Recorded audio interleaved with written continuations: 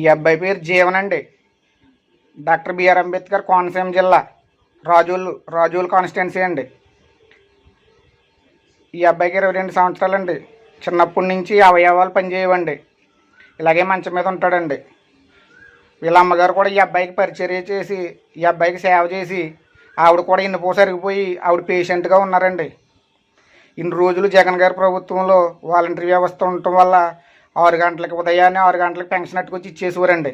ఇప్పుడు చంద్రబాబు నాయుడు గారు పెన్షన్ ఇవ్వకూడదని పేదలు అనేవాళ్ళు అంటేనే ఆయనకి ఇష్టం ఉండదండి.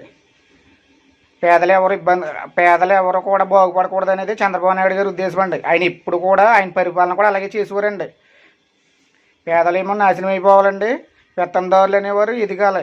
అదే చంద్రబాబు నాయుడు గారి ధర్మం అండి. ఇప్పుడు ఈ అబ్బాయిని పంచాయతీ దగ్గర పెన్షన్ తీసుకోవటానికి వెళ్ళాలంటే ఈ అబ్బాయిని ఎవరు తీసుకెళ్తారండి? ఎన్ని ఇబ్బందులు పడాలండి. ఈ అబ్బాయిని కూడా ఎవరు మోయలేరండి. అలాగే మంచం మీద ఉంటాడు.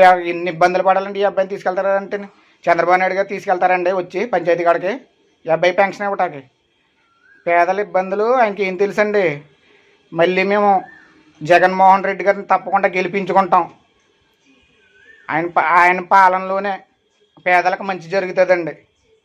మళ్ళీ జగన్మోహన్ రెడ్డి గారిని గెలిపించుకుంటాం.